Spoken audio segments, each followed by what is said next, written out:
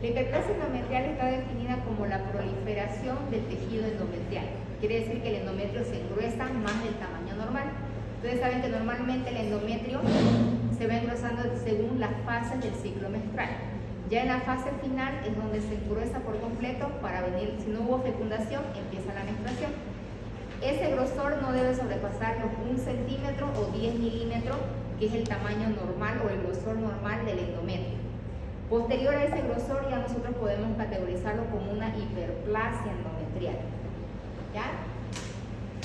Y también esto mayormente está relacionado con la hiperestimulación estrogénica.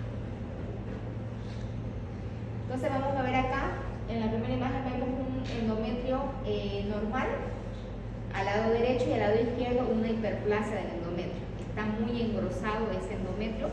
Puede aparecer en cualquier tipo de paciente a cualquier edad, pero es más frecuente en personas adultas. Ecográficamente lo vamos a visualizar ahí, vean cómo ese endometrio está extremadamente grueso. Siempre con la ecografía nosotros lo que hacemos es medir todos los órganos, tenemos que conocer los valores normales para poder identificar qué lesión o qué patología estamos encontrando según las imágenes que vamos viendo. Entonces a simple vista ahí se ve que el endometrio está sumamente engrosado.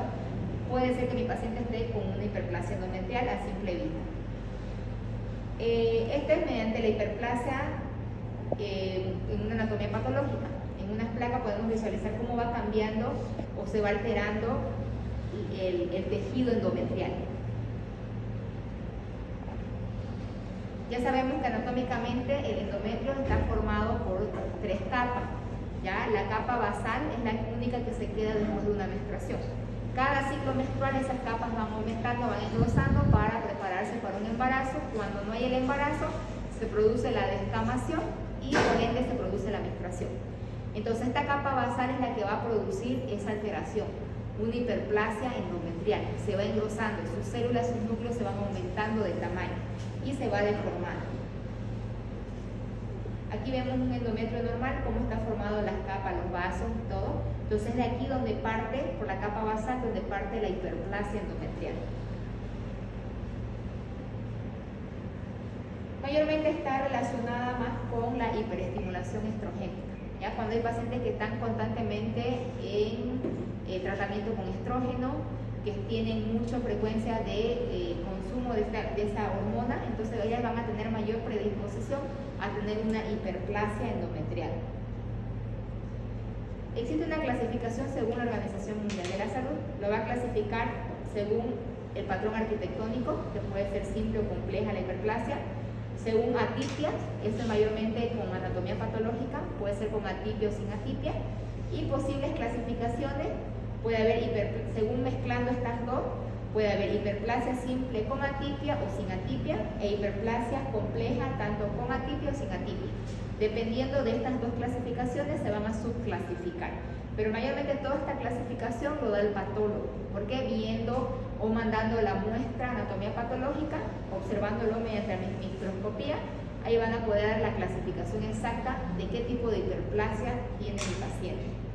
¿Ya? Esto es un endometrio normal, cómo está formado el endometrio, y dependiendo de durante el ciclo menstrual, cómo se va cambiando esas capas del endometrio. Y así vamos a poder identificar si es una hiperplasia simple, con atipia, sin atipia, o una hiperplasia compleja, con o sin atipia. Pero como les dije, esto lo da el patólogo, el resultado final.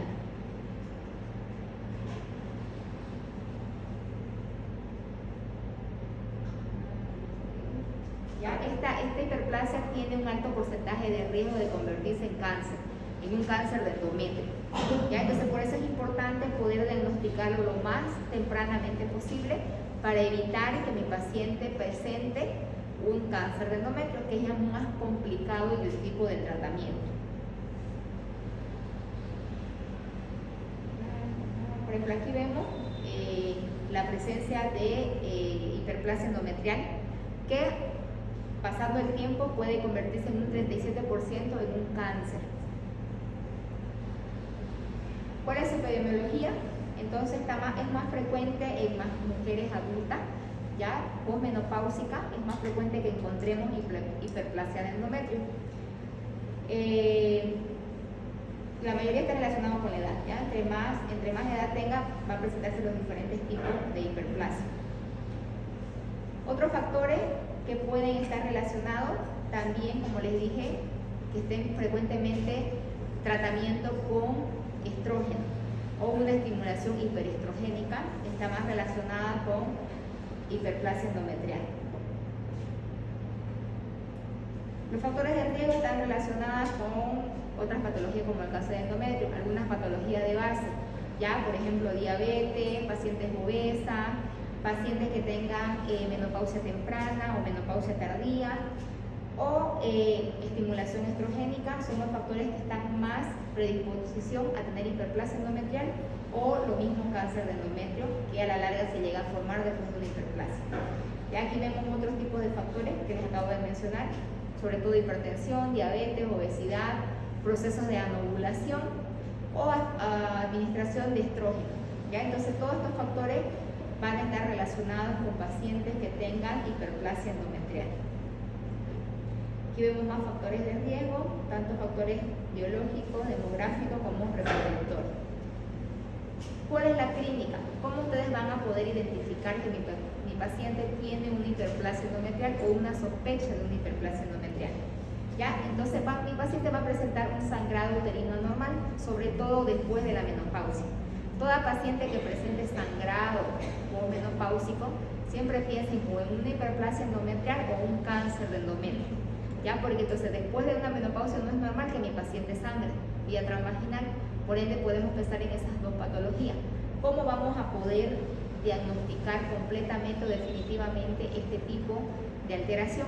Mediante una ecografía transvaginal para visualizar si hay un engrosamiento de ese endometrio, y también podemos pedir un legrado biopsia, ya sacar una muestra de ese endometrio para mandarlo al patólogo y poder hacerme un diagnóstico definitivo mediante patología. ¿Ya? Entonces vemos aquí el diagnóstico que ya les adelanté. La clínica es un punto principal y definitivamente mediante la ecografía y la anatomía patológica. También podemos pedir laboratorio. Si es que se presenta en una paciente joven la hiperplasia, podemos obviamente pedir una beta-HCG cuantitativa para descartar un embarazo y que sea esa la causa de que tenga alterado el endometrio o el endometrio engrosado. Ya podemos pedir una ecografía transvaginal. Ya sabemos que el endometrio, lo normal es que mida máximo 1 centímetro o 10 milímetros. Después de eso ya existe un proceso de alteración, entonces podemos pensar que esté en una hiperplasia de endometrio o un cáncer de endometrio. Y obviamente pedir una biopsia endometrial. Pedimos un legrado biopsia para mandar al patólogo, que es aquel que nos va a dar el diagnóstico definitivo.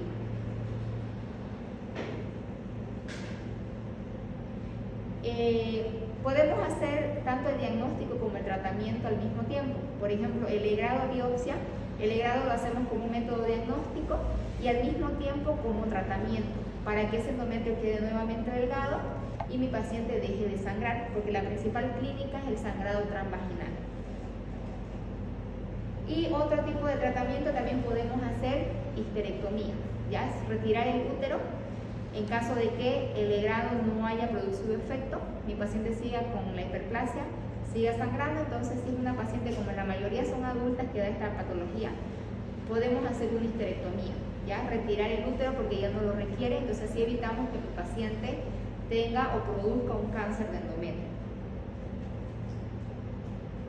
Y el estudio del sangrado posmenopáusico siempre hay que ir valorándolo.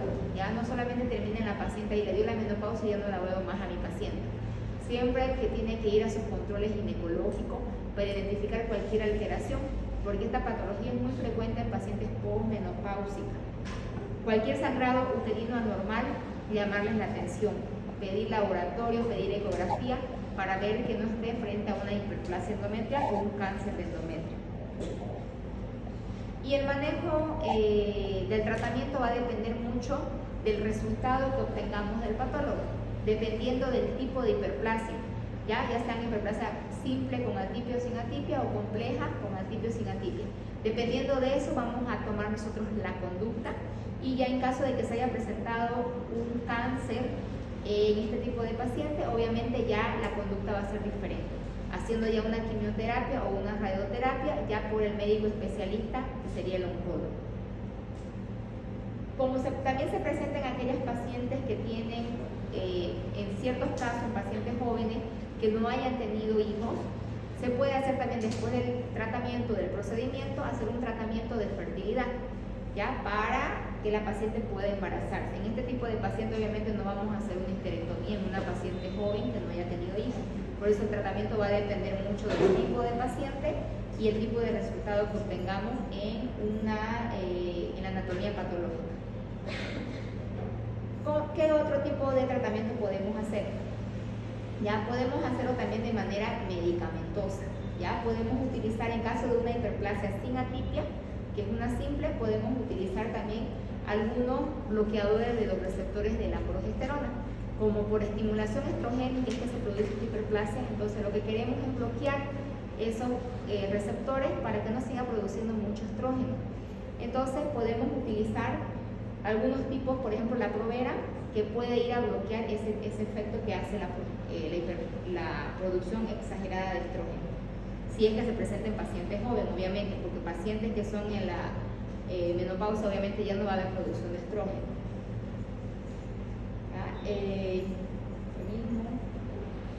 Aquí el tratamiento va a depender obviamente ya del tipo de, según los resultados de anatomía patológica. Podemos hacer, en caso que presente con atipia, ya sean simples o complejas, siempre se hace una histerectomía, siempre y cuando mi paciente ya sea una paciente adulta, sea una paciente que ya tiene hijos, o simplemente no desea tener hijos, recién hacer una histerectomía, ya sea subtotal o total, dependiendo de si mi paciente qué tipo de alteración tenga, o también podemos hacer un vaciamiento completo con una ovorectomía, sacar los ovarios y sacar lo que son todo vaciar hasta las trompas.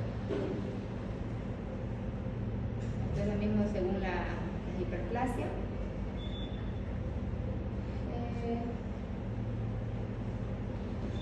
Ese sería el tratamiento, que también se puede utilizar el danazol, que es un bloqueador de la producción de estrógeno o de los canales donde sale el estrógeno. ¿Ya? Entonces eso es la manera correcta de hacer un tratamiento en pacientes con hiperplasia, que va a depender mucho del tipo de paciente que tengamos y según la anatomía patológica, según los tipos de hiperplasia que esté presentando, para tomar la conducta correcta.